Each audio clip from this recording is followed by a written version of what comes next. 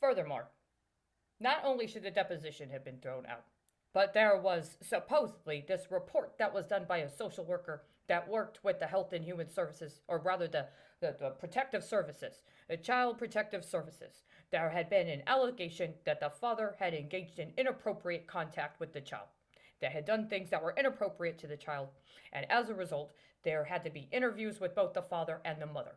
Now, the parent child agreement said very specifically that when it came to the daughter, that there was a specific kind of compensation that was owed as child support in taking care of the daughter related to health insurance. The father was supposed to pay a specific kind and a specific amount per month for health insurance, private health insurance. But the entire time, the girl was on Medicare. The mother was eligible for Medicare, and the girl was on Medicare because of the mother. It is completely 100% against the agreement. It's right there in the agreement. And not only is it right there in the agreement, but this interview, this thing that the social worker had to do in the interviews with the mother and the father, specifically asked the mother and then asked the father questions. And it says specifically in the report by the social worker that one of the major reasons why primary custody should be given to the father, or why the father should be considered the primary caretaker, is because he can pay for the health insurance. That the father was contributing certain kinds of compensation and certain kinds of money to the well-being of the child, and that in addition to that, the father was able to provide for health insurance for the child. He never did.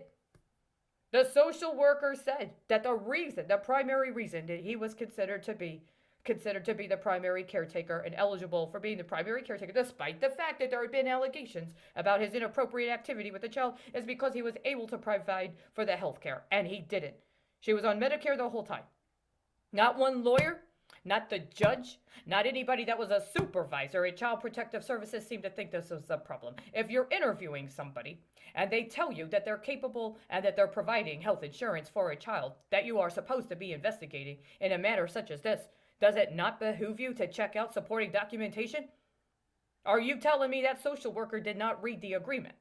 So if a social worker goes and has to do an interview regarding custody after there are accusations of abuse involving the parents of a child, and the parents say one thing and another parent says another thing, and they say that they've got agreements that have been set up with lawyers, you mean that social worker's never supposed to read those agreements? What about the supervisor?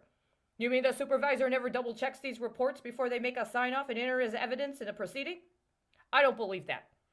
That social worker's report should either have been thrown out, or there should have been just cause for calling in the social worker to request questions, as well as the supervisor, to ask the supervisor if it would be deemed to be acceptable to accept the testimony of the father as part of that proceeding, or whether or not they would consider that father to have been misrepresenting himself and what he was actually doing in the care of the child, and then how that would impact their assessment of whether or not the father was qualified to do what they said he was qualified to do.